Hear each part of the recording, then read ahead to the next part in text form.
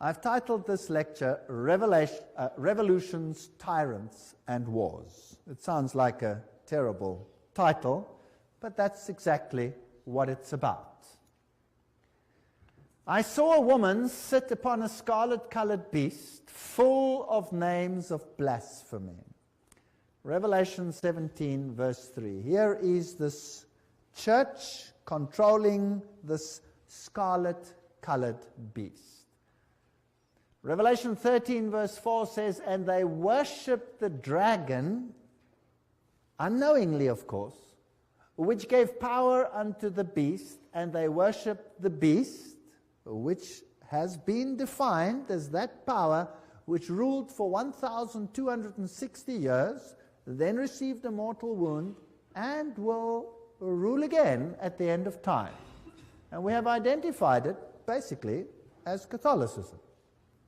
And they worshipped the beast, saying, who is like unto the beast, who is able to make war with him? Yeah, they're all bowing down to this strange beast, the kings of the world, and the high people of this planet.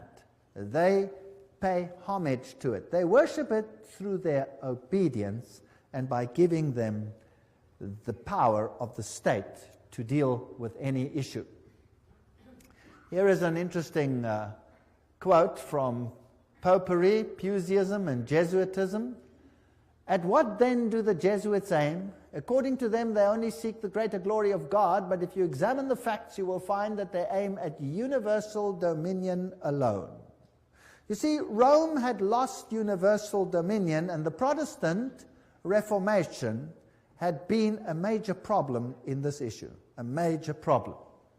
They have rendered themselves indispensable to the Pope, who without them could not exist, because Catholicism is identified with them. They have rendered them themselves indispensable to governors and hold revolutions in their hands.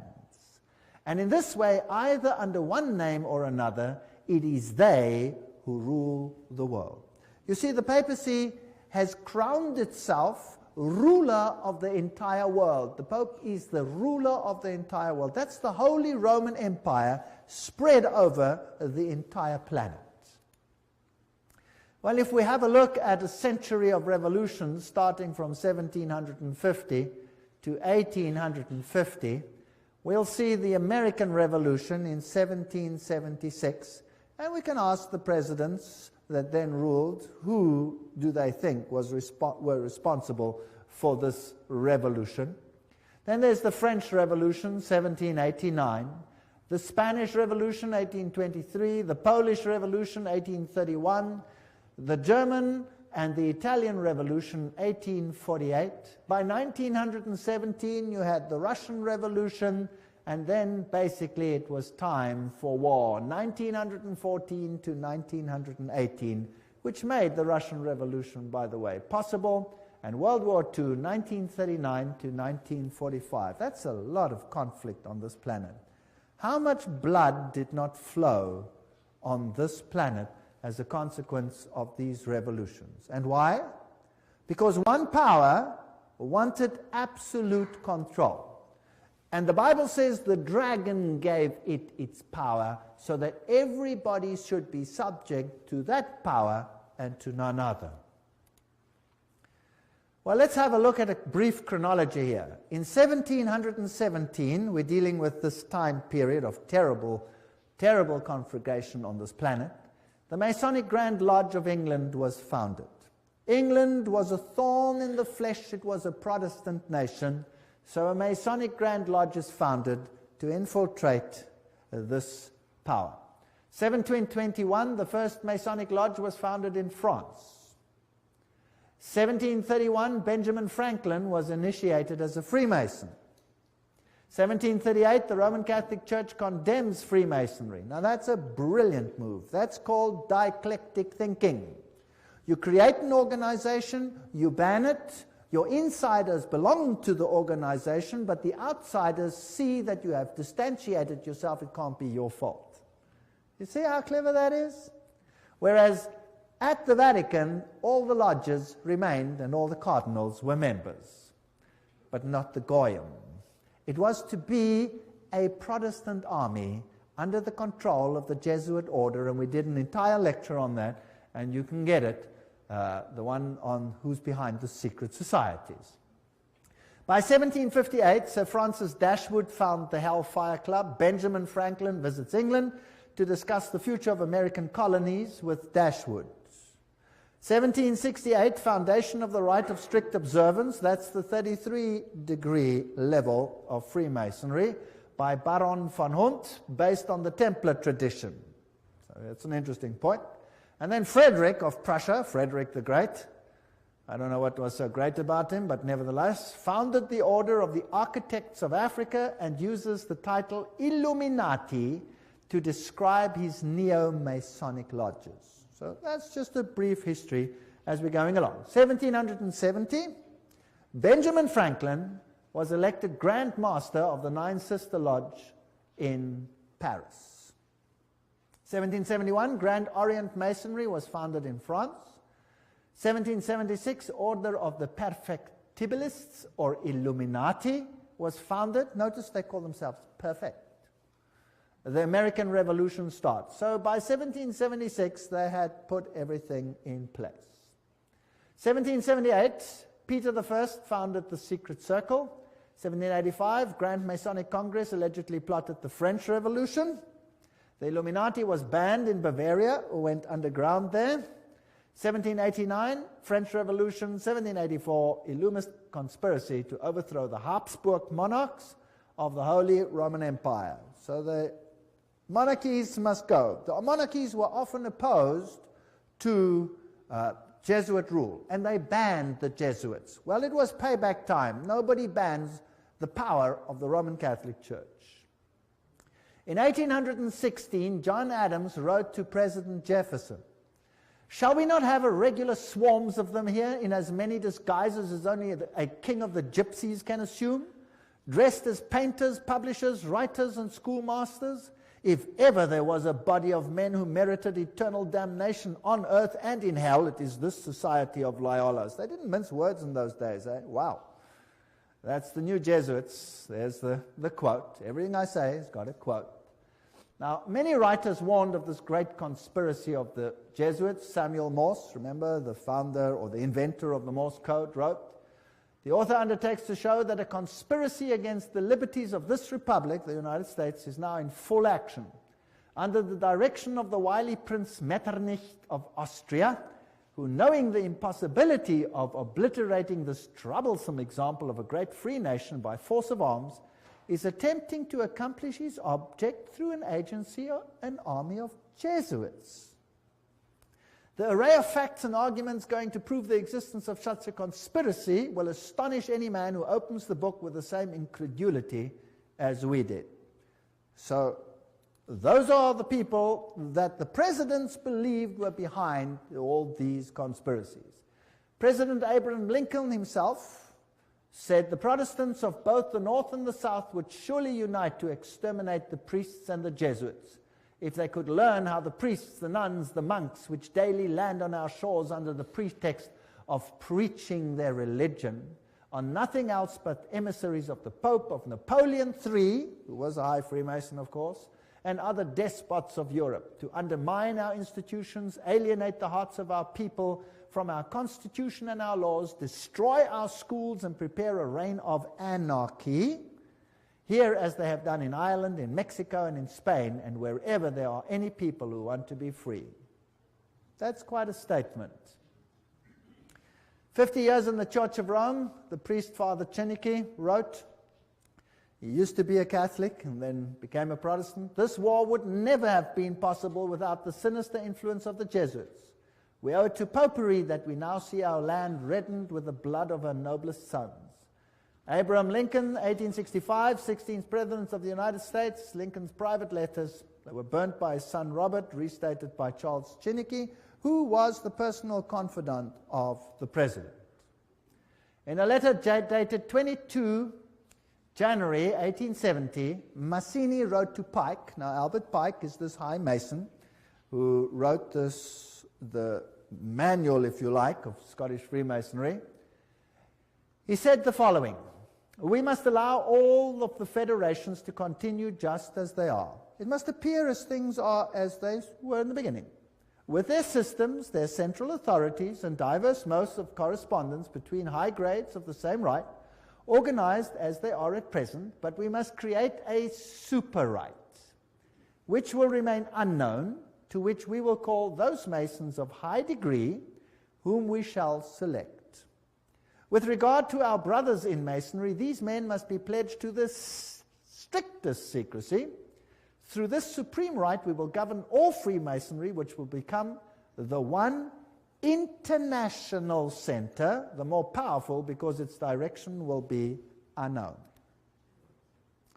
Now, Albert Pike wrote a letter to Mancini, and that was dated August 15, 1871, in which he propagated that there should be a world order, a one order where all nations are under the control of one central organization. And in order to achieve this, they planned, and there are numerous quotes for this, so I've put a number on the screen because some will say, I don't trust this, I don't trust that, I don't trust the other.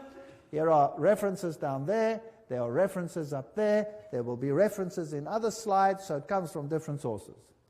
He said, and this was, by the way, on display in the British Museum, and could be seen there until it was taken away. The First World War, to overthrow the power of the Tsars in Russia, protector of orthodoxy, and bring about an atheistic communistic state. Did that happen? Yes. Now that was written long before this event. Long before this event. This was written in 1871. This war broke out in 1914. The Second World War, that's also written long before the event, to originate between Great Britain and Germany, to strengthen communism as antithesis to the Judeo-Christian culture, and bring about a Zionist state in Israel. Did it achieve this objective? Yes. In fact, after this war, Israel, in its present form, was reinstated under the protection of Britain. And then, interestingly enough, a Third World War, a Middle Eastern war involving Judaism and Islam and spreading internationally. That's fascinating. Is that on the cards, or what do you think?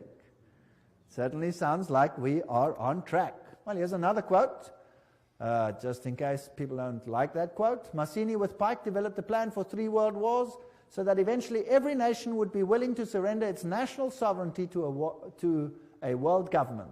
The first war was to end the Tsarist regime in Russia, the second to allow the Soviet Union to control Europe, the Third World War was to be in the Middle East between Muslim and Jews and would result in Armageddon.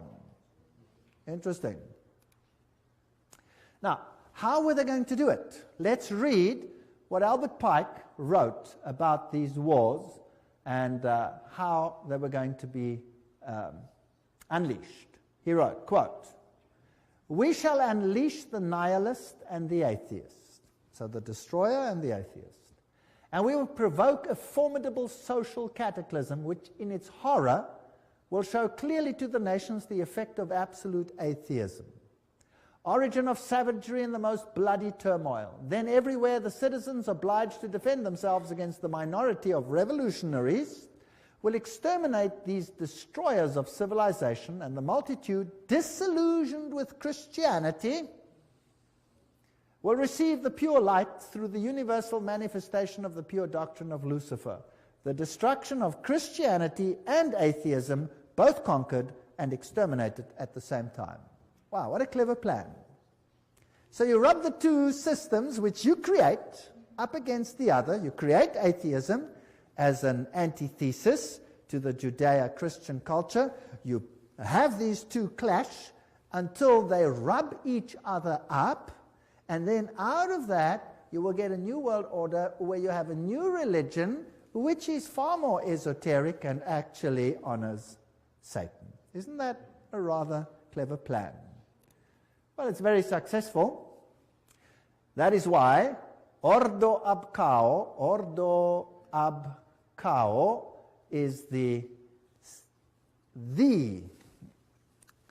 verse, if you like, that Freemasonry uses. This is one of their documents, remember, that I photographed in a Masonic lodge.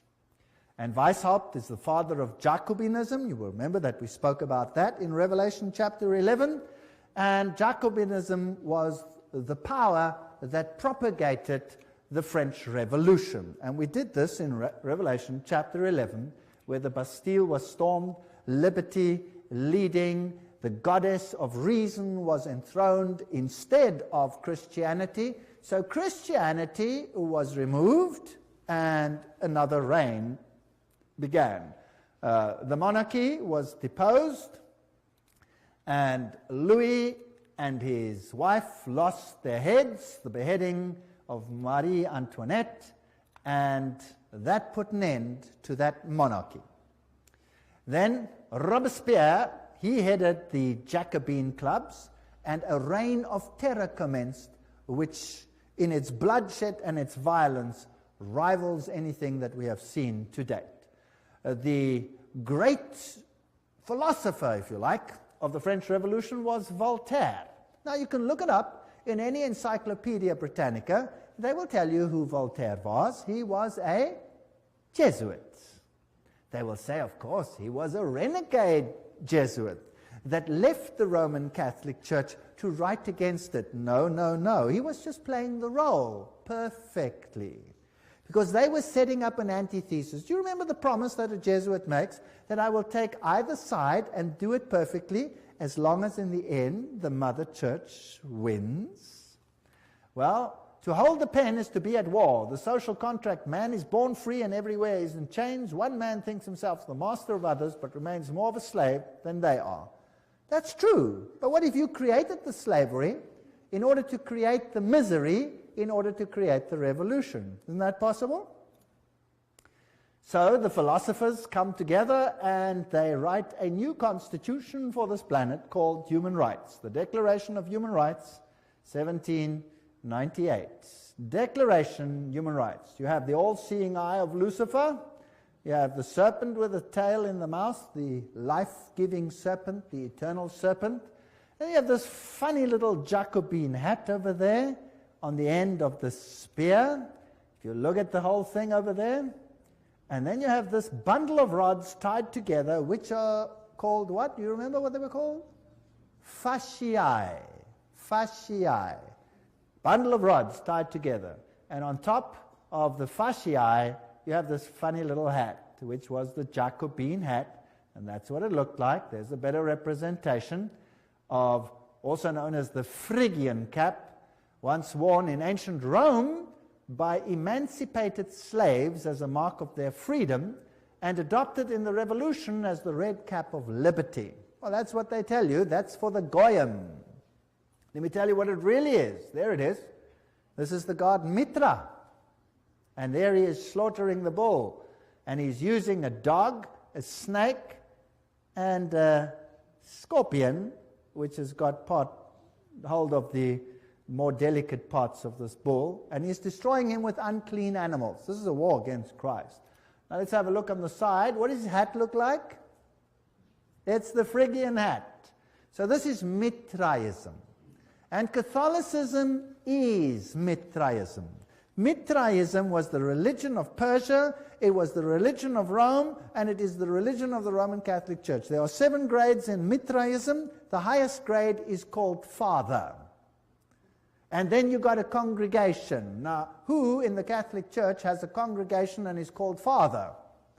The priest, right? And he could be a member of various groups, and so can Catholic priests. They can be whatever. They can be Jesuits, they can be Franciscans, they can be Dominicans, they can be members of various other orders as well. So Cyrus the Great was the first one to bring out a human rights charter. Now the mortal wound, as we had discussed it in Revelation chapter 11, just to refresh your memory, 21 February 1798, Pope Pius is dethroned by Napoleon. His ring was torn from his finger and he died in exile. Now think about this. If Napoleon was a Freemason, then he was under control of whom? Of the Jesuit order. So who sent Napoleon to Rome to take the Pope captive? The Jesuit order. Why? Well, I've thought about this a lot. Within the Roman Catholic Church, there are numerous orders, and there has not always existed perfect harmony. In fact, the Jesuit order slowly took control of all the orders. The Knights of Malta, for example, did not lightly give up their power seat, but are now subject to the Jesuits. The Dominicans were at loggerheads with the Jesuits. For example, the papacy took the Inquisition away from the Jesuits and gave it to the Dominicans, which created tremendous tension. And in the French Revolution, it was the Dominican order that was destroyed there, not the Jesuits. They controlled the issue. So there were some issues within the church itself that also had to be sorted out to get complete control of the situation. It was even so that at the Council of Trent, many a Roman Catholic stood up and said, the Word and the Word alone. Don't think that everything in the Catholic Church has always been negative towards the Word. No. And Martin Luther must have made an impact as well. And so there were many that weren't in line. So the church itself needed a purging. And then there was another problem. And this problem was this, that the Reformation had fingered Rome as the Antichrist. Now, if the Reformation fingers Rome as the Antichrist, any move that seems to emanate from Rome will be looked at with what? Suspicion. So why not destroy the papacy, apparently, and then resurrect it and at the same time purge it of everything that is contra, and then resurrect it as a final power in complete control of these organizations. Does that make any sense? That would be a neat trick. And then anything that happened thereafter with a weak little papacy over there would be disregarded. It cannot be from them. It must come from elsewhere. That is how secret societies work. They walk behind fronts, behind fronts, behind fronts. So let's see what happened. By 1804, Pius watches Napoleon crown himself emperor.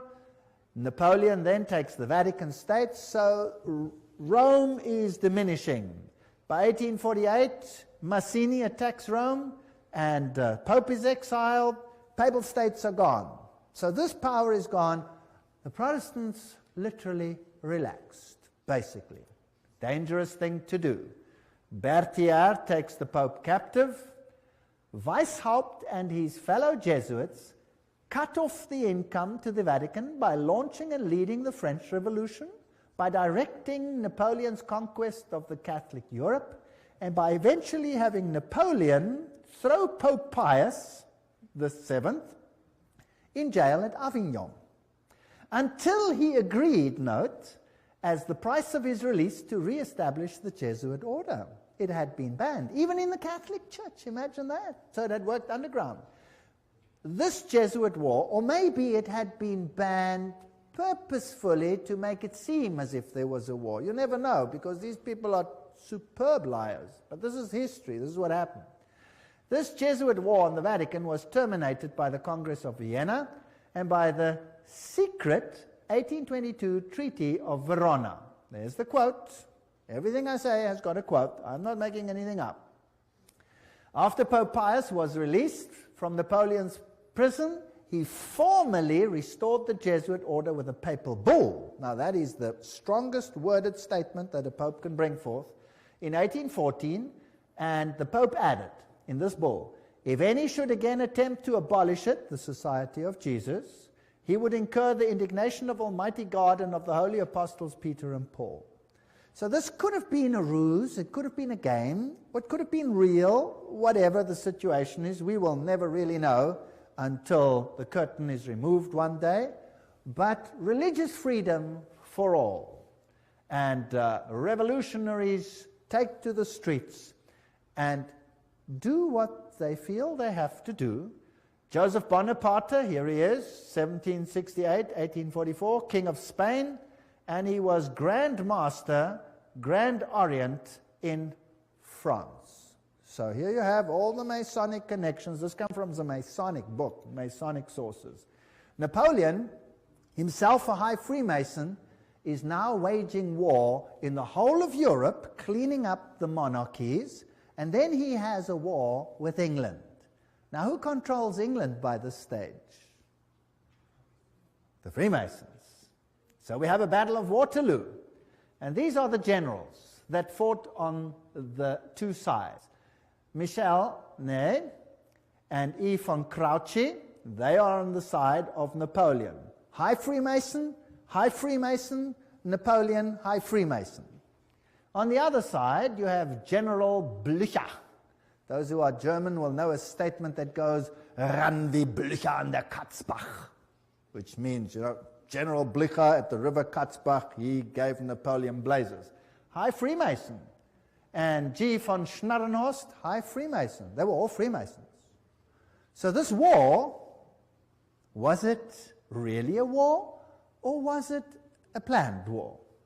Now, who are the orchestrators of the First World War? Well, there he is, Kaiser Wilhelm I. What has he got on? This comes from a Masonic book. He's got his Masonic apron on. He's a high Freemason. That's what he was.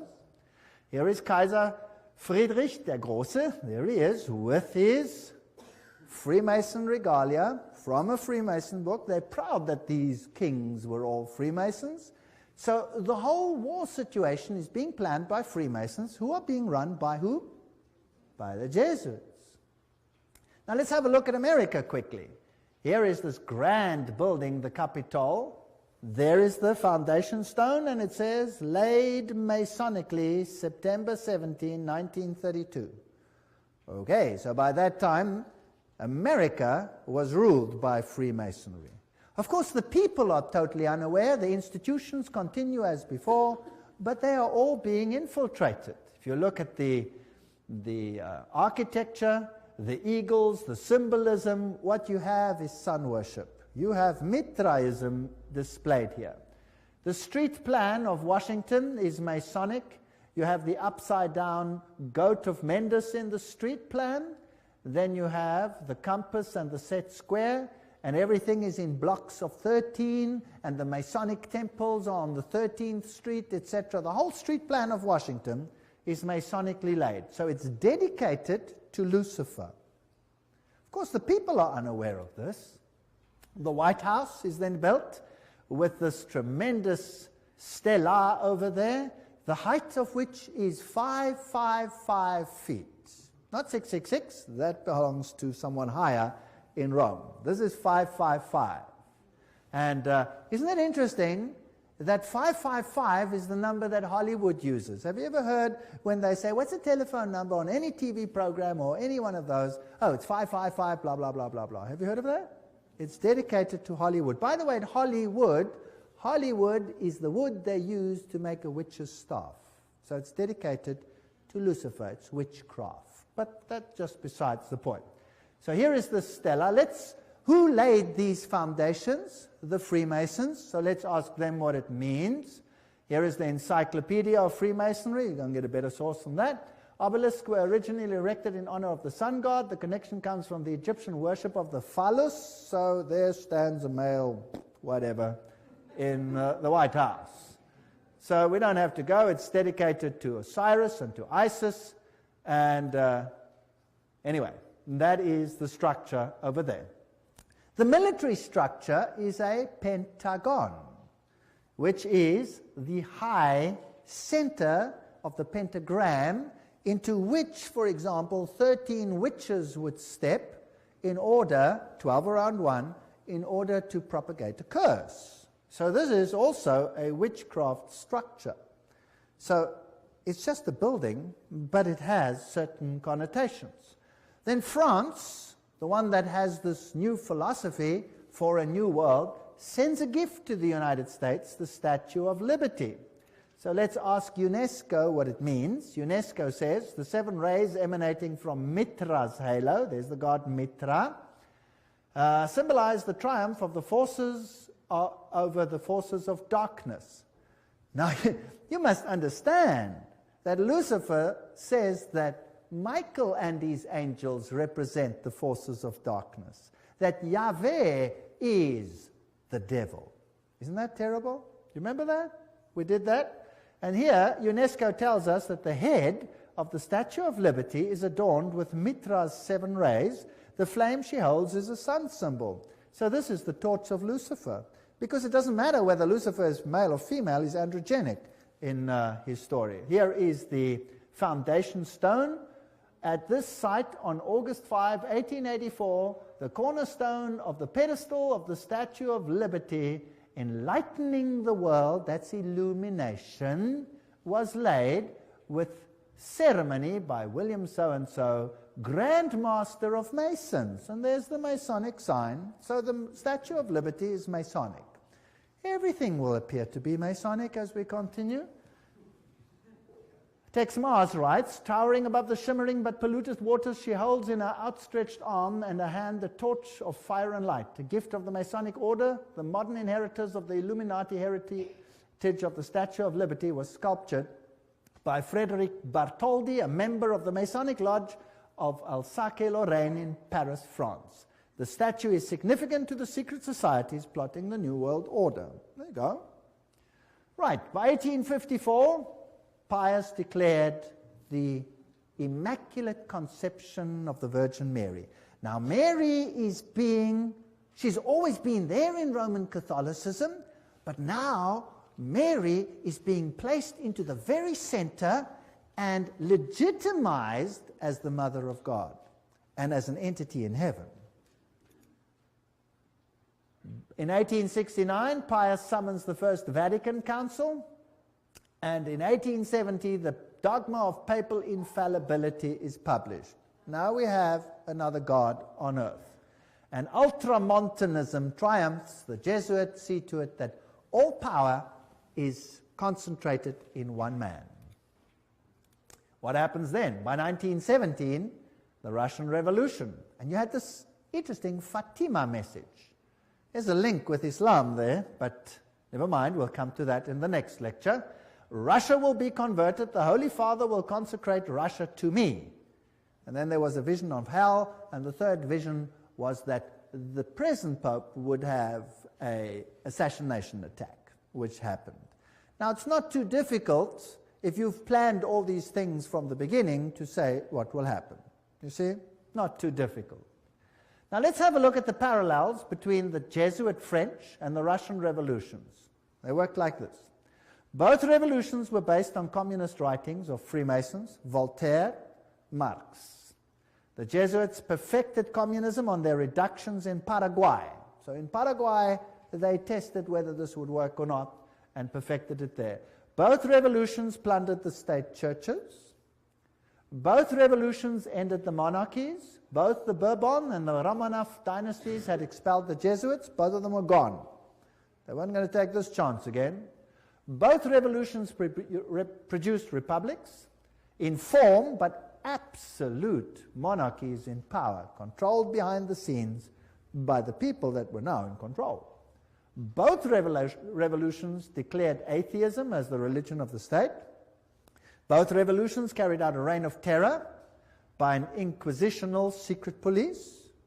And boy, was that some reign of terror. Millions died. Stalin is personally responsible for the death of millions of people.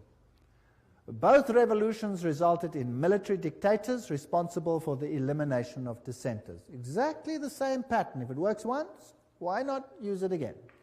The lesson learned on these Platonic republics there in Paraguay provided the groundwork for Marx's Communist Manifesto, by which every nation on earth would be reduced to granny reductions, thereby destroying the white Protestant middle classes while restoring the communal feudalism of the papal Caesar's Dark Ages. That's just a quote. Well, it's a bit sharp, but it more or less sums it up. So Karl Marx, by 1844, wrote the Communist Manifesto. That's when he wrote it. That's when it was published, 1848. By 1928, Papal Nuncio in Germany leads the Catholic powerful center party to the right and helps skyrocket Adolf Hitler to power. Now, who's Adolf Hitler? By 1929, Pius disbands the Catholic Party. It's done its job, and people are ready to vote. And in the same year, he crowns himself sovereign ruler of the world. What arrogance. Now the Pope is sovereign ruler of the world. In the same year, he signs the documents. Now a ruler has to have a country, and he gets his papal state back, the smallest state in the world. And the papacy now again qualifies as a political entity. Now, it had been dead. It was no longer a political entity, so the beast was mortally wounded. And now it gets its power back, and now it qualifies as a beast again. Its wound was healed. Isn't that correct? That's why the San Francisco Chronicle, almost quoting the Bible, says that while they signed this document, the wound was healed in this display. Now we're ready for war. 1934. In Yugoslavia, an organization called the Ustashi is formed. What a disgusting organization. Founded, and they assassinate King Alexander of Yugoslavia. Now, the Ustashi is a military organization with basically Nazi features, and they slaughtered the Serbs. They slaughtered the Orthodox people and forced them to become Catholic or to die. One of the two. And nothing is ever said about this tremendous slaughter that took place over here. 1941, Croatia declares itself independent, and the slaughter begins. This is the man who is now Pope, Cardinal Secretary of State, Eugenio Pacelli. There is his family, all of them Masonic connection, and of course, they have the Banco di Romano at their disposal with Rothschild money. This man, does he have Masonic features? Yes. Here he is at his election. His cell number was 13, a very important number in Freemasonry. There he is in the Masonic triangle stamp that they produced. There he is with the Masonic sign, just as Anthony Sayer had it, and something else. From then on, the papacy wore the ephod, the little plaque that was also worn by the priests of Israel. Now, let's ask Albert Mackey, a 33-degree Freemason, to quote to us what this means. He says, "The Grand High Priest of the Royal Arch Freemasonry from 1859, 1865 in the USA states in his standard work," this is him, states that the High Priest of the Royal Arch officially wears the ephod. So who's the High Priest of Freemasonry? And there is the Pope. Well, Pacelli visited the United States and conversed with this man, President F.D. Roosevelt. Now, this is a lodge picture which should never probably have been released, and they're probably very upset that it has been released, but it shows Roosevelt in his full Masonic regalia. And there it shows him with his fez on his head, and he's receiving a Masonic handshake. Note the Masonic handshake. And interesting fez. We will come to that in the next lecture, what that all symbolizes, why they are wearing fezes. And he appoints Myron Taylor as special envoy to the Vatican. Now, let's have a look at the Freemason political leaders in the United States, and I'm just quoting from various sources and web pages. There will be different ones here, so you can check it out for yourself, to show you just who's control at the moment. We'll just run through them quickly and see what degrees they are. Bill Clinton, 33 degree. Newt Gingrich, 33 degree. Bob Dole, 33 degree. Jack Kemp, 33 degree.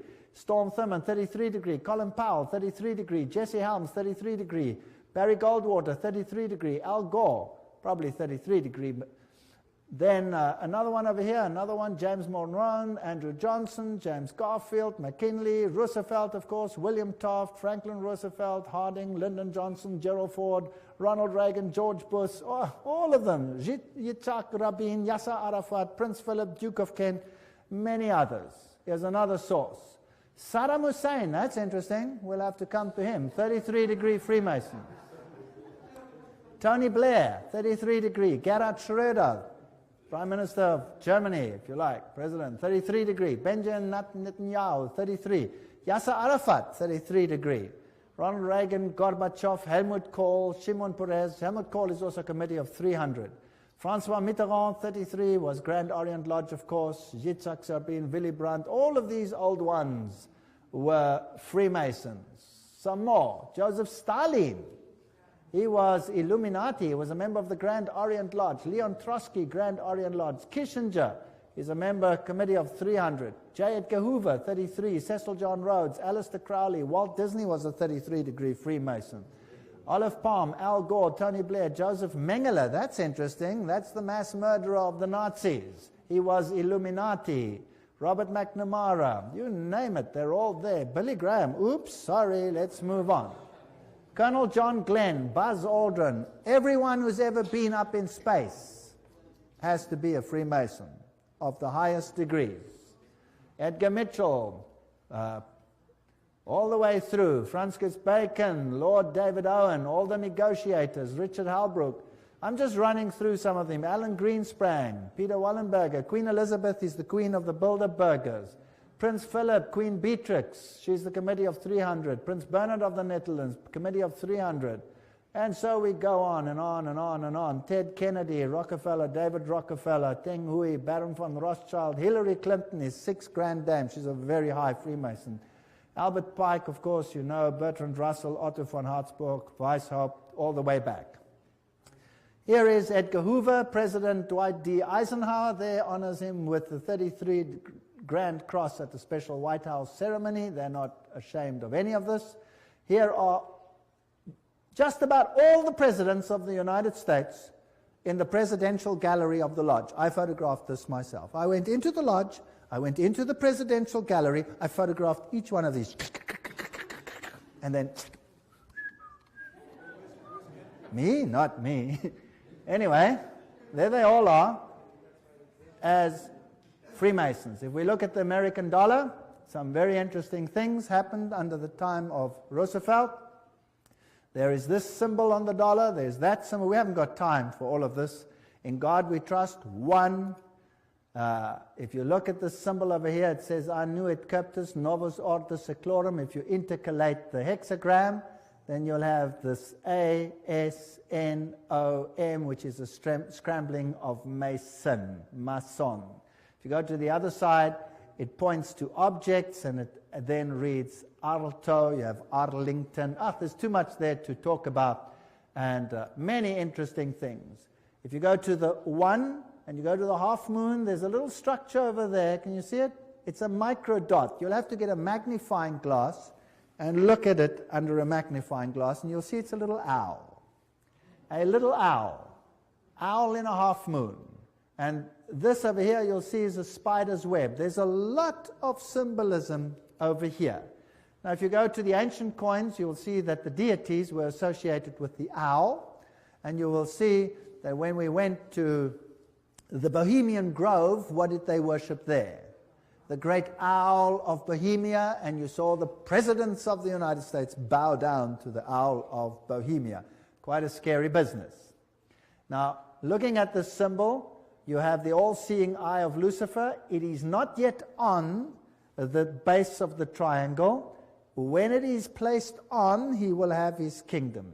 But that is Lucifer, Annuit Coptus, he God, Novus Ordo Seclorum, new order of the ages. There are 13 levels over there.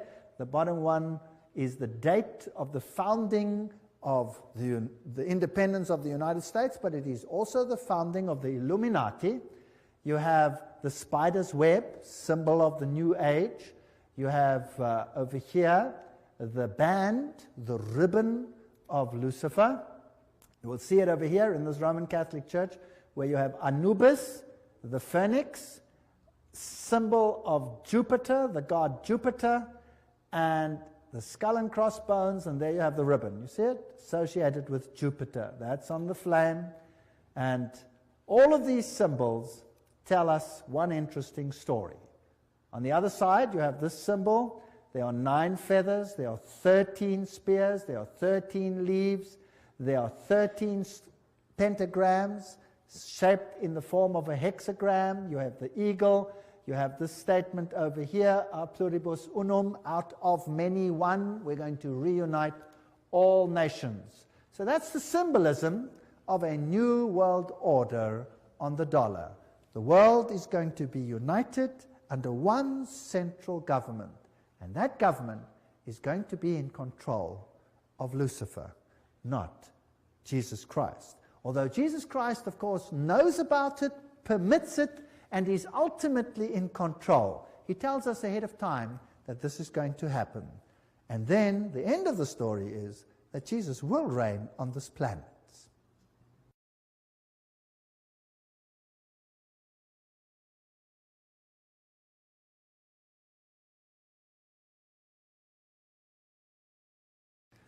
In the previous section, we were looking at the symbolism on the US dollar, and we saw how all of this symbolism is Masonic and appeared on the dollar note after the time of Roosevelt.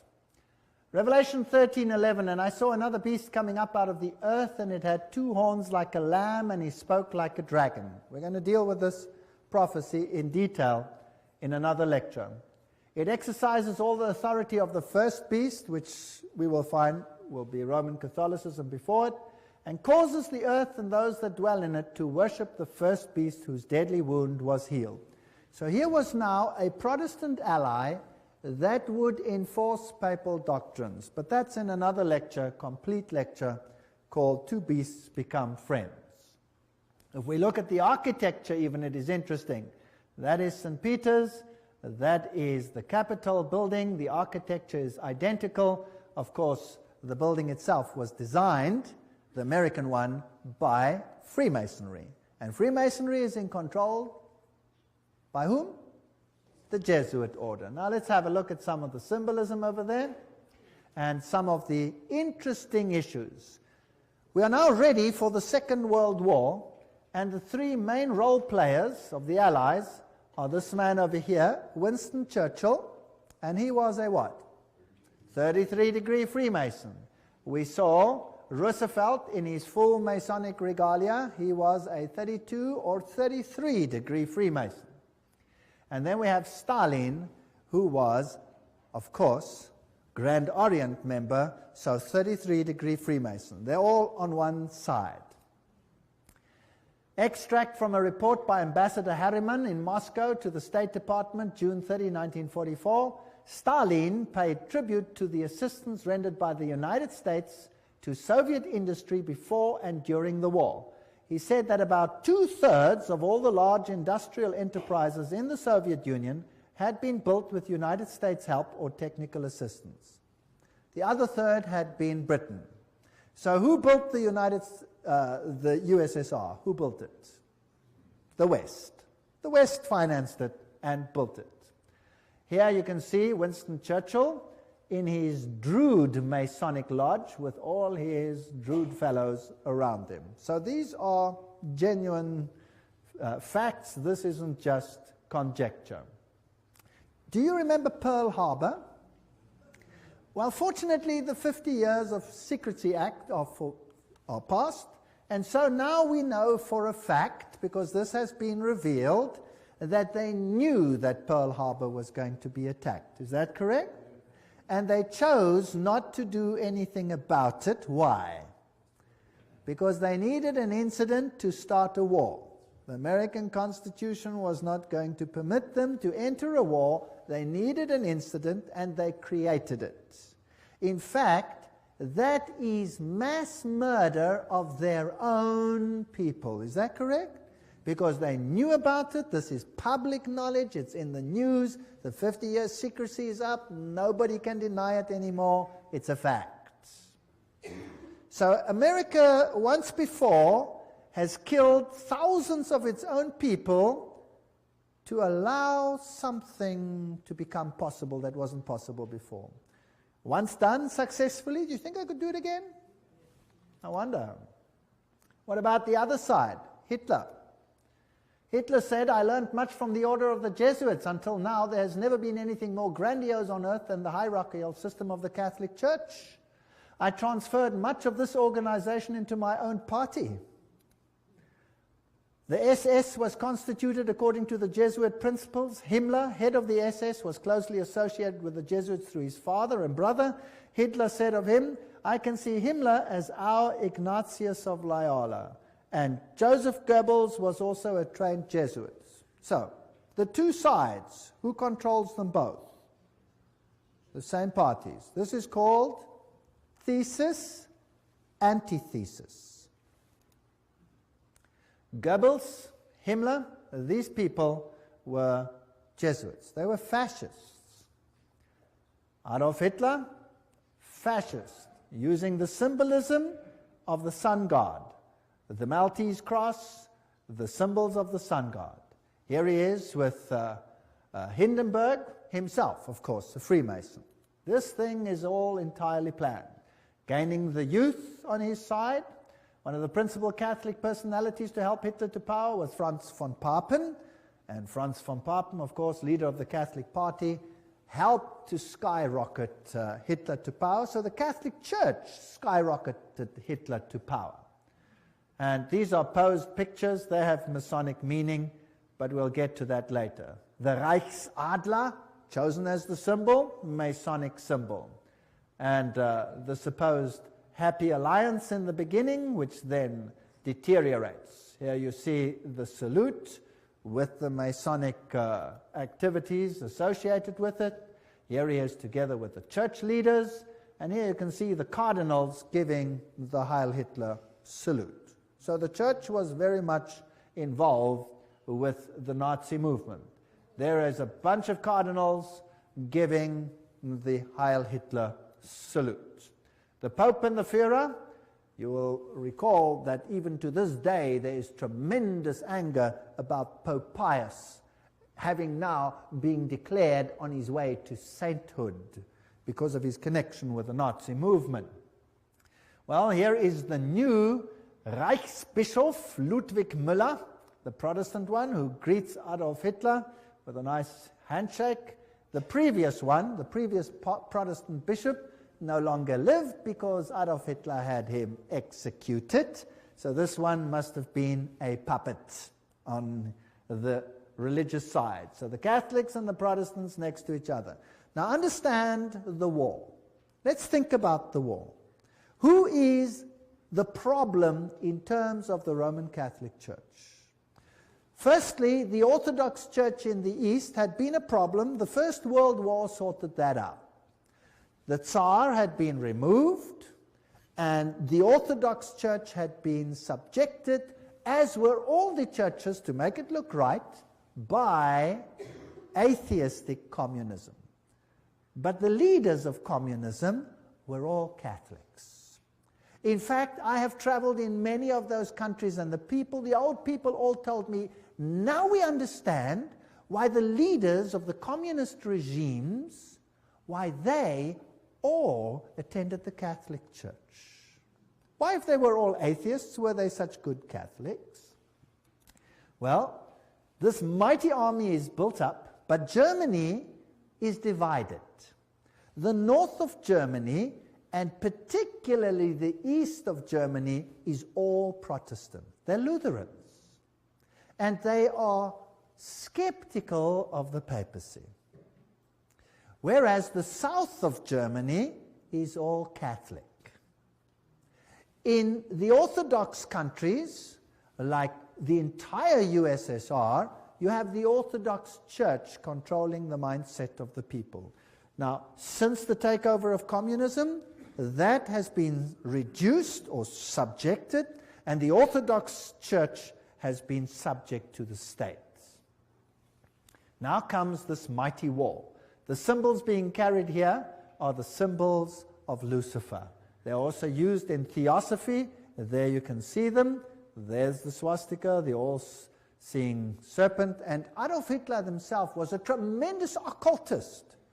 Of course, as a Jesuit insider, he would be.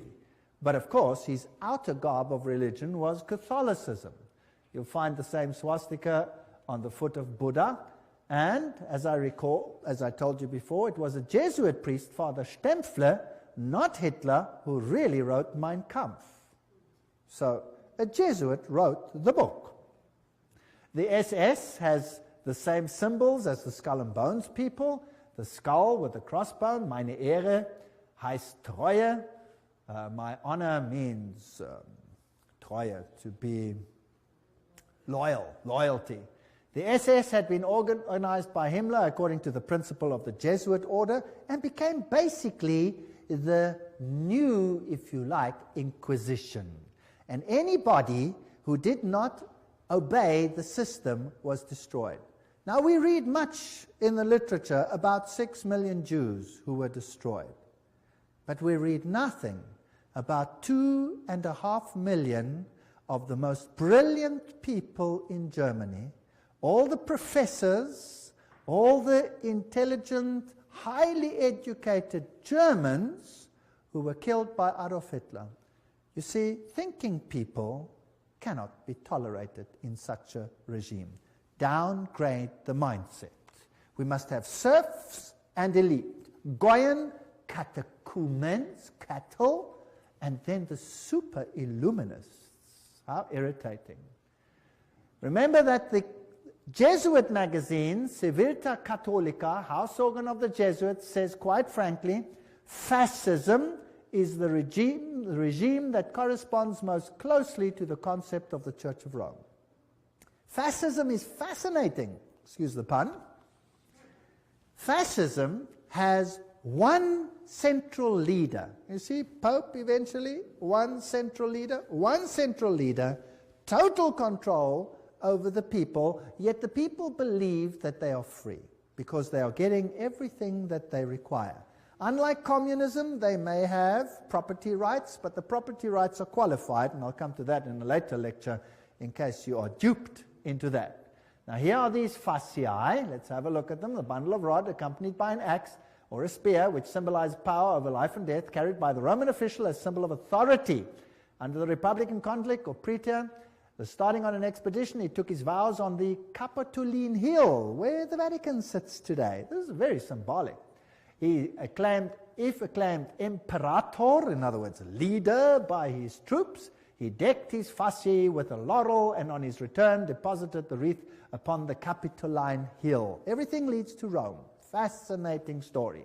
So when you find the fasciae, you must know that Rome is behind it. Fascist regimes use the fasciae. So fasciae can look like that with an axe, or the axe can go through, or it can be a spear like it was in the French Revolution. These are fasciae. Now, where do we find the fasciae? Well, in 1888, campaign poster of incumbent President Grover Cleveland, Benjamin Harrison defeated them, but later he won. Cleveland was re-elected to a non-consecutive term. There his eagle is standing on 2 fasciae. See it? Fascism, hidden in the United States. Do you know the United States should be as far as the East is from the West from fascism, isn't it? Well, isn't that fascinating? The U.S. Capitol building, if you go right to the tippy-toppy, that's what you have. Fasciae, fasciae, fasciae, fasciae. So the United States eventually is going to become a fascist state. Nobody would have believed that 50 years, 100 years ago, 10 years ago, maybe not even 5 years ago. Today, what does it look like? Is there mighty state control over every single one, just like in the times of the SS? If you move, is there a new law coming out which will watch the people of the state? Yes or no? Yes, Patriot Bill, have you heard of that? All kinds of interesting laws coming out. Now, what type of government is that? Interesting. There it is. Did you know that the fasciae here, fasciae behind the rostrum podium of the House of Representatives in Washington, D.C., note the back of the chair resembles a golden axe. There it is, the axe and the fasciae. So they knew this all along. They're just waiting for the opportunity, biding their time. Ancient Roman coins with a fasciae. Here is a fasciae on the back of a dime in America with a flame there. Fasciae on a US dollar. And presidents sitting next to fasciae is Washington. Even Abraham Lincoln sat on a fasciae chair Here's the insignia of the National Guard. It has fasciae. There are fasciae in the Statue of Liberty. Let's read what Anthony Sutton, remember this man who wrote about Skull and Bones, educated at the University of London, Gottingen, California, research fellow, Hoover Institute. This is an important man. Let's see what he has to say. How the order creates war and revolution. Talking now about Skull and Bones, which is the Illuminati, which is the Jesuits behind the scenes, as we have seen. Operational history of the order can only be understood within the framework of Hegelian dialectic process. Hegel, the great man who said, always create two directions. Thesis, antithesis, rub them up against the other. Who cares how many people die in the process? Then you have synthesis. Then you get what you actually want. From this axiom, it follows that controlled conflict can create a predetermined history. For example, when the Trilateral Commission to subject managed conflict, etc. We read this quote before, so I'll just skip it. The synthesis, that's which comes together, sought by the establishment is called the New World Order. Without controlled conflict, this New World Order will not come about. Random individual action of persons in society would not lead to this synthesis. It's artificial. Therefore, it has to be created. So you hear about a war here and a war there and a revolution here and a revolution there. Revolutions have to be financed. You never hear where the money comes from to finance them. Who finances the revolutions? Who runs them? You see? So you have Nazis against Soviet Unions, North Korea, North Vietnam, ad nauseum against the United States. The conflict built profits while pushing the world ever closer to a one-world government. Now, isn't it logical that that's what Satan wants? He wants a one-world government. So, in Hegelian philosophy, the conflict of political right and political left, or thesis and antithesis, in Hegelian terms, is essential to forward movement of history and historical change itself. Have you noticed that every country has a left party and a right party? Have you heard about that? And your country has it too, otherwise there would be no point to vote, right? Two of them. Now, let's have a look how this is worked. President Woodrow Wilson made this statement. This is now a president speaking. Some of the biggest men in the United States in the fields of commerce and manufacturing know that there is a power so organized, so subtle, so complete, so pervasive, that they had better not speak above their breath when they speak in condemnation of it. Aha, so here is a power that controls things. Karl Marx in Das Kapital posed capitalism as thesis and communism as antithesis. Now you'll have Jesuits clamoring for capitalism and you'll have Jesuits clamoring for communism. The clash of opposites must, in the Hegelian system, bring about a society neither capitalist nor communist. That's synthesis. Moreover, in the Hegelian scheme of events, this new synthesis will reflect the concept of the state as God and the individually as totally subordinate to an all-powerful state. If you don't do what the state says, sizzle fits. That's what Adolf Hitler practiced. 2.5 million Germans, sizzle fits, gone. What then is the function of Parliament? Now take note, I'm not saying this, I'm reading it. I get criticized for this statement. You cannot believe. Please don't criticize me. Write to these people. I'm just quoting. What then is the function of a parliament, a congress, for Hegelians? These institutions are merely to allow individuals to feel that their opinions have some value, and to allow a government to take advantage of whatever wisdom the peasant may accidentally demonstrate. All right? Now let's see how Hegel puts it himself. This is now the great philosopher Hegel, where the politicians bow down to him. He says, by virtue of this participation, subjective liberty and conceit with their general opinion, individuals, can show themselves palpably efficacious and enjoy the satisfaction of feeling themselves to count for something. In other words, we're just idiots. So if you vote, who are you voting for? I'll tell you who you're voting for. I always say this. They vote for the devil in pink or the devil in blue. The vote makes no difference. It's a joke. Politics is a joke. War, the organized conflict of nations for Hegelianism, is only the visible outcome of the clash between ideas. As John Dewey, the Hegelian darling of modern education system, puts it, he's in control of the whole new world education.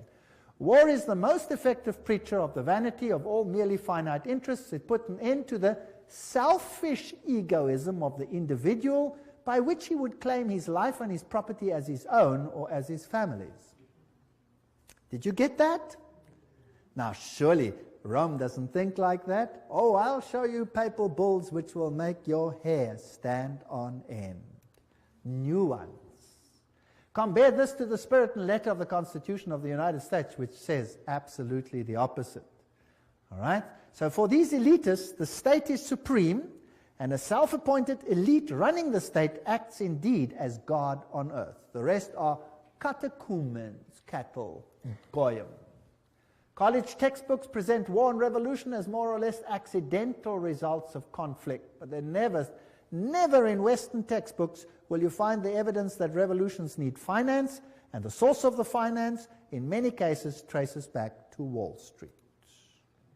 Operational vehicles for conflict creation, the key to modern history is in these facts. The elitists have close working relations with both Marxists and Nazis. They play on both sides because what they have created is just a game. In this memorandum, we will present the concept that world history, certainly since 1970, reflects deliberately created conflict with the objective of bringing about a synthesis, a new world order. So let's have a look how it worked. Here's the order. The thesis is Marxist Russia, Second World War now. The antithesis, Nazi Germany.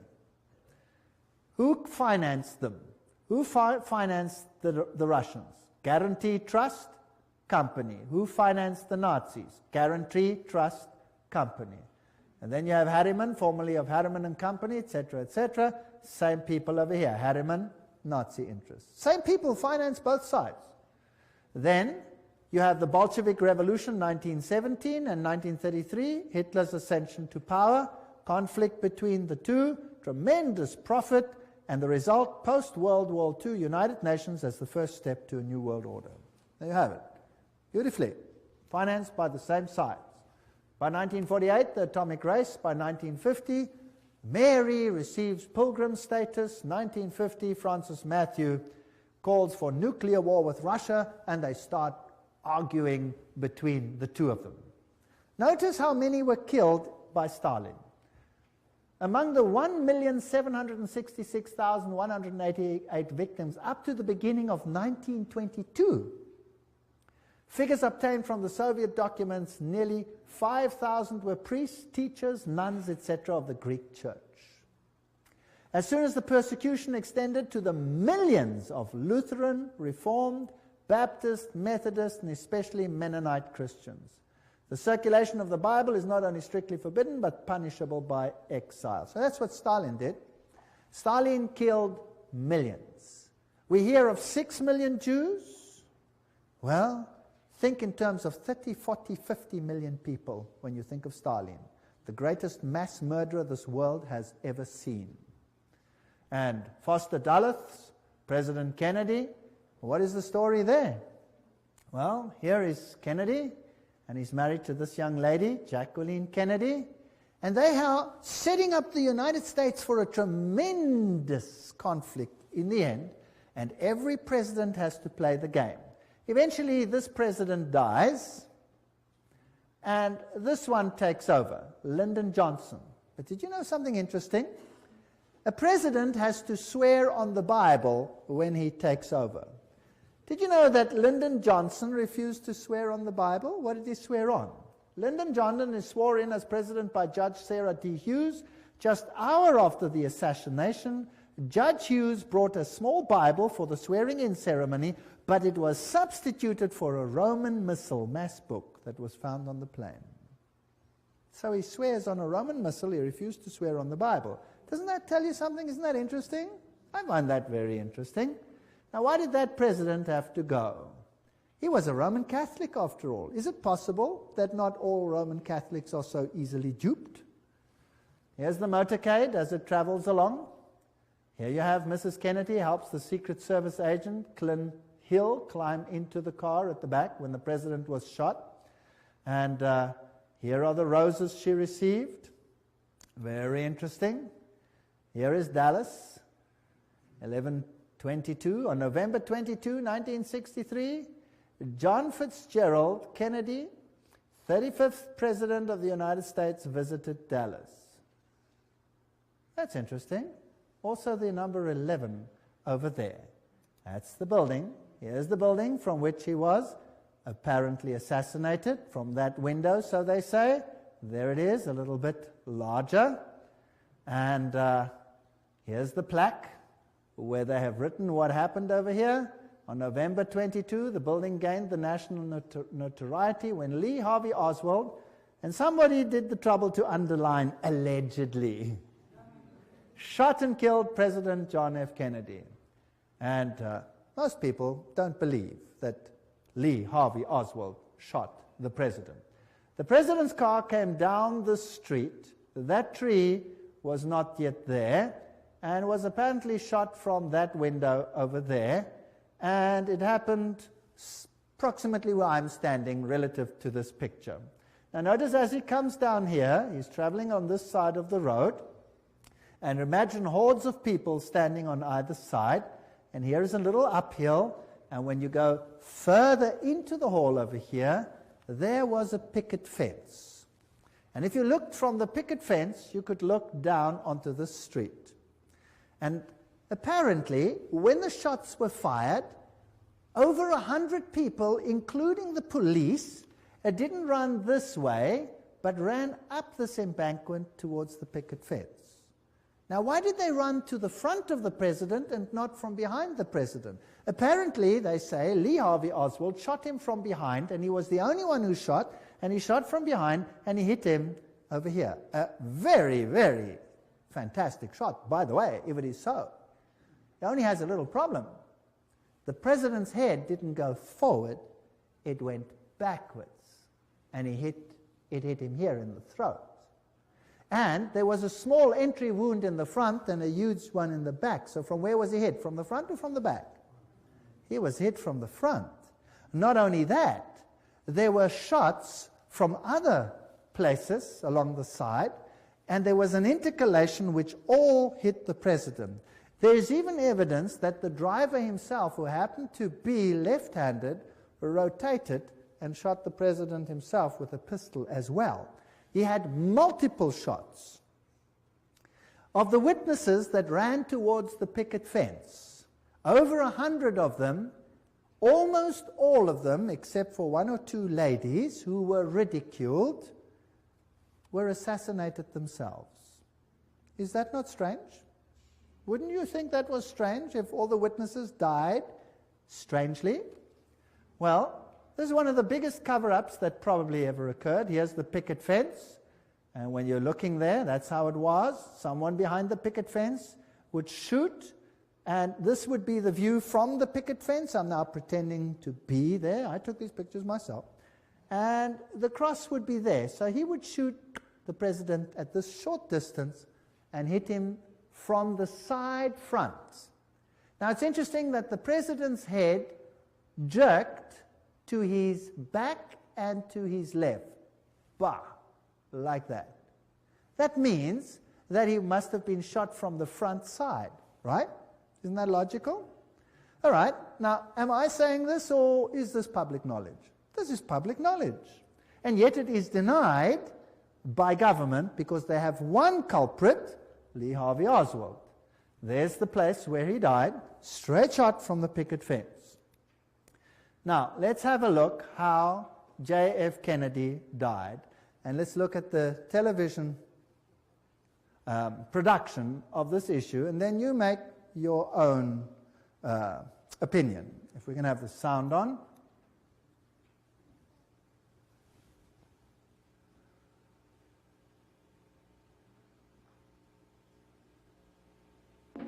Let's go back to that day in Dallas. The day was November 22nd, the time shortly before noon.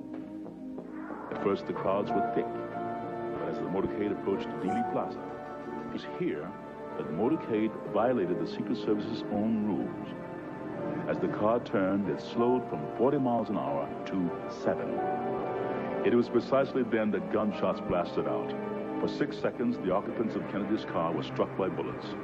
Kennedy grasped for his throat. Grabs for his throat. Kennedy's head exploded, driven with great force backwards and to the left.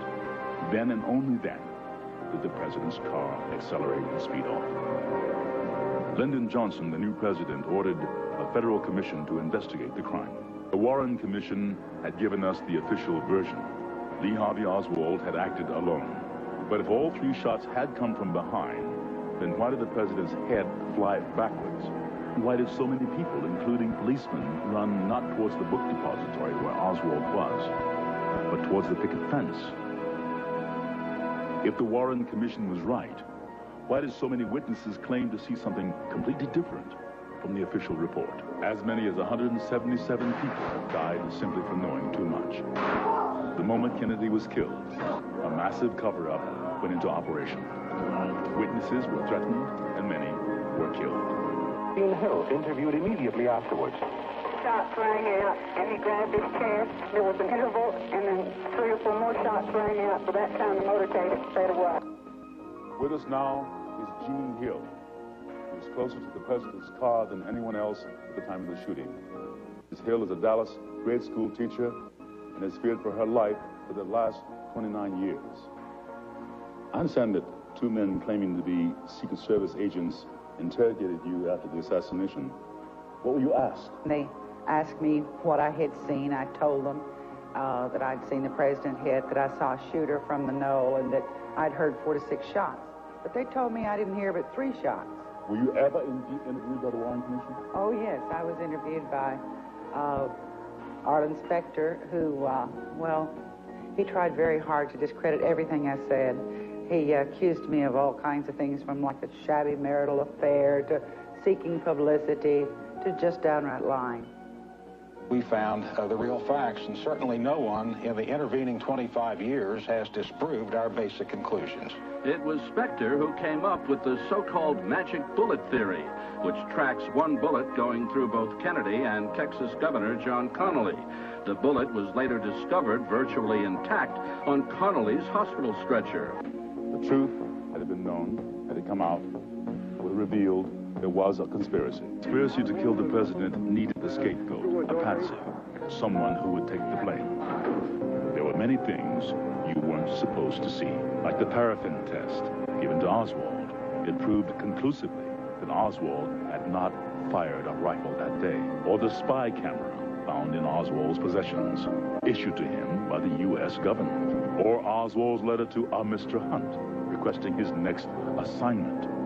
The only Hunt we know of in this case is Howard Hunt of the CIA, who shared the same office with Oswald in New Orleans. The office belonged to Guy Bannister, formerly with the FBI. Not only was this address on Oswald's supposedly pro-Castro leaflets, but the account Oswald used to print the leaflets belonged to the CIA. Howard Hunt with the CIA, Guy Bannister with the FBI, and Lee Harvey Oswald, all in the same office.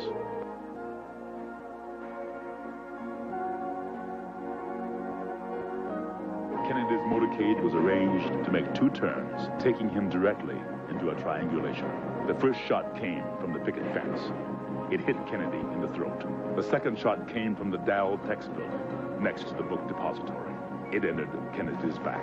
The third shot came from the southwest corner of the book depository, 7th floor. It hit Connally. The fourth shot came from the Dow Tex. It narrowly missed, hit the curb, wounding a bystander.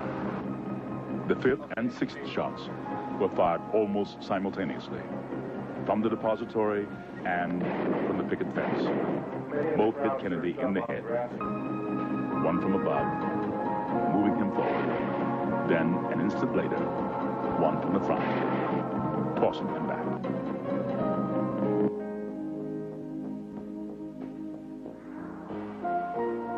Here there you see the passenger in the front turning back, looking at the president. Instead of jumping back to assist him, he turns forward. The driver's now rotating. The weapon comes into view, and he fires. You'll see this repeatedly in these sequences. Kennedy's been shot in the throat. He's leaning to his left. The driver now begins to rotate. His left arm comes over his right shoulder, and he fires now. Again, you see the driver rotate. You see the weapon come into view. He's rotating again. The weapon is in view. He fires. You can clearly see his head turning and his arm and the weapon extending into view over his right shoulder.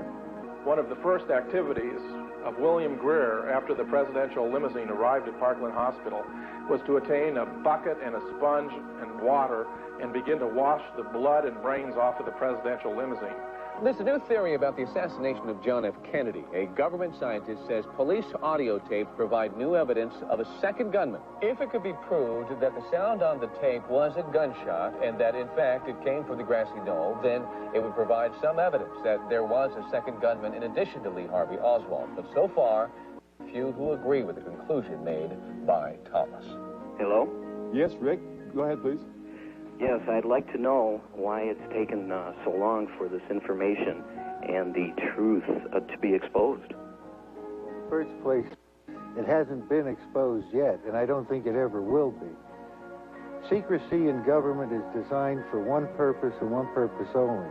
Not to keep the enemy or the opposition from knowing what's going on, but to keep the American people from knowing what is going on.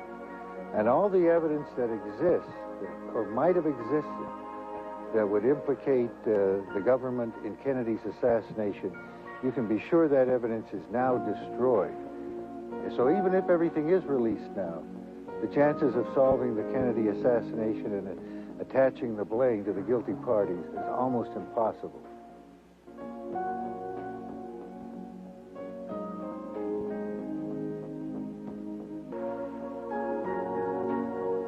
Kennedy was changing the status quo. He decided he could no longer trust the CIA. He was transferring covert operations directly to the Joint Chiefs of Staff. Shortly after that, he fired Allen Dulles, who had been the Director of Central Intelligence since 1953. Kennedy continued to make enemies as he pulled back from world confrontation. He ordered U.S. troops out of Vietnam. This was an incident that took place. Well, you saw that driver rotate, if you could see it. It was very difficult. You could see his head go back. You could see all these things. Vatican Assassin says, but after the failure of the Bay of Pigs invasion, President Kennedy changed due to his betrayal by the Jesuit Council of Foreign Relations in the person of McGeorge Bundy. He sought to break the CIA into 1,000 pieces. Now, the CIA would be like the SS. Why break that? Then he called for a return to America's currency to the gold standard. That was a major problem. That would stop the Federal Reserve. And another thing that he said, I will separate church and state. I think that was a big mistake that he made in the eyes of the Jesuits. Remember that Loyola said, finally let all with such artfulness gain the ascendant over princes, noblemen, and magistrates of every place, that they may be ready at our beck even to sacrifice their nearest relations and most intimate friends when we say it is for our interest and advantage. That's fascinating. We know, of course, that Jacqueline Kennedy was raised in a Jesuit convent, but let's leave it there. One of Nixon's main speechwriters during 3 whole years was Jesuit father, the Reverend John McLaughlin, who wrote Nixon's speeches at a salary of $32,000 a year, which was a lot of money at that time. And the next presidents, one of the next ones, Gerald Ford, there's his own signature, 33-degree Freemason. I took this picture myself in the Masonic Lodge. There he signs it, 33-degree Freemason. These people are not who they say they are. And when we look at him, and we look at these handshakes that they have, and the Holy Alliance between the papacy and the United States of America, this is, by the way, a signal picture, and Reagan appointed this man to be representative to the Vatican. So by 1987, Pope John Paul visits the United States. President Reagan meets him and he says, As you exhort us, we will listen. This is not separation of church and state. For with all our hearts we yearn to make this good land better still. The Pope is quoted as saying, I come as a friend of America and of all Americans, Catholics, Orthodox, Jews, all men of goodwill. Well, interesting. Here he is together. This, by the way, also a Masonic signal picture, but we won't go into the details. That's also a Masonic signal picture.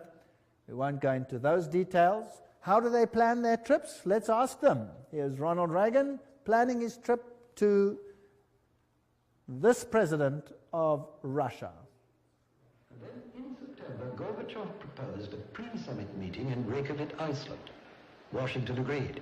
The astrologer fixed the time and the date of departure, and at 9:45 on October the 9th, Reagan flew to Reykjavik. For instance, if you have very bad Saturn, you should cultivate Jupiter so that...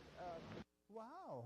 He's now acting like Nebuchadnezzar. Let's call the astrologers to tell us when this meeting should take place. You know, the 11th is a very important date. Presidents die on it. Buildings collapse on it. It's very interesting. My Pope, Pope Paul II, I confirm for you as the Pope of my secret, the Pope about whom I spoke to the children during the apparitions, the Pope of my love and my sorrow. This is what Mary apparently said to the children at Fatima.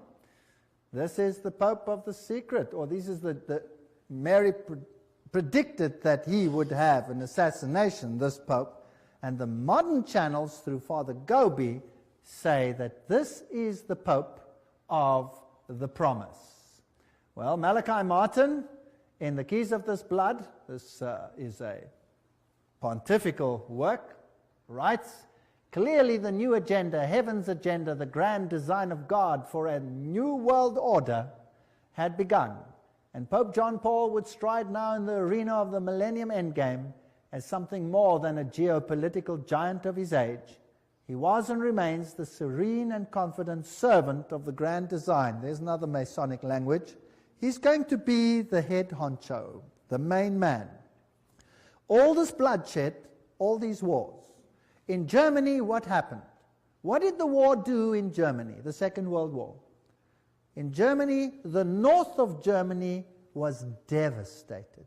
It was firebombed, which was illegal according to all conventions. They threw fire bombs on the north of Germany. Hamburg was gutted by fire bombs. Now, fire bombs don't just destroy military targets. What do they destroy? They burn human beings alive. So it was targeted to destroy the people. And then East Germany, the entire Protestant conclave was cut out and handed over to Soviet Russia for 2 generations of enforced atheism. Today there's no Protestant left anymore. Protestantism has been destroyed. The Orthodox Church has been subjugated. All of them are subject to Rome. Millions of Serbians died. Millions. It has been a slaughter in the last centuries such as this world has not seen. Why? To gain full control of the world.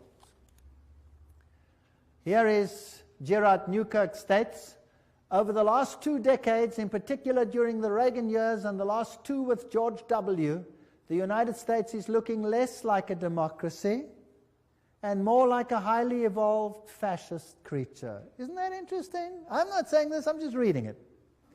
Devoid of the idiosyncrasies and shortcomings of its progenitors, where they practiced this, this form of fascism has a propaganda machine that is arguably the most efficient the world has ever seen.